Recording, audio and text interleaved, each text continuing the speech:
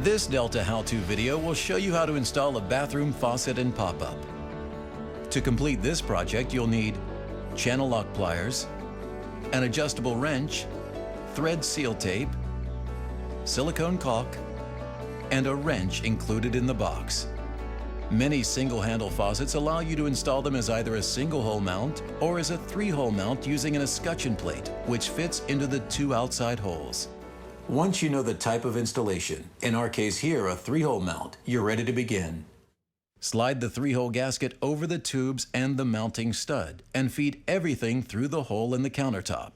If you were doing a single-hole mount, you would use the corresponding single-hole gasket. Under the sink, slide the hole in the metal bracket over the mounting stud and screw on the mounting nut. Go ahead and screw the metal bracket up to the underside of the countertop by hand. Then use the wrench that's included with the faucet to finish the job. Make sure the faucet is positioned properly before you tighten it down all the way. Now you're ready to attach the water supply lines. These are already marked, red for hot and blue for cold. It may help to support the supply lines to keep it aligned to the supply. If you need to, you can loop the lines for a more direct fit, but be careful not to put a kink in the supply tubes. Once you've tightened the compression fittings by hand, use an adjustable wrench to give it one additional turn. Be careful not to over-tighten.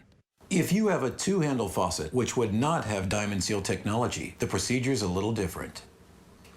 In this case, the two-handle faucet is a widespread. Wrap some thread seal tape around the threads and slide the hot and cold end valves into the outside holes. To make sure you have them positioned right, the hot valve is marked with a tag. From the underside, attach the washer and nut, screwing them on by hand and then tightening with channel lock pliers. The long copper tubes should face the outside, so make sure the valves are positioned correctly as you do this. Now repeat the process with the spout, tightening until it's snug. Attach the hose assembly to the nipples of the spout and end valve. These connections should just slide on and snap in place, so give each one a little tug to make sure it's secure. Use flexible supply lines with half-inch IPS connectors to attach the hot and cold water supplies, and tighten with an adjustable wrench. Don't forget the thread seal tape. To finish off the installation, let's install the pop-up drain assembly. Take the pop-up assembly, remove the stopper, and unscrew the metal flange from the plastic tailpiece. Take some silicone caulk and squirt a liberal amount around the drain hole of the sink where the flange will go. Place the metal flange down through the hole and let it rest on top of the silicone.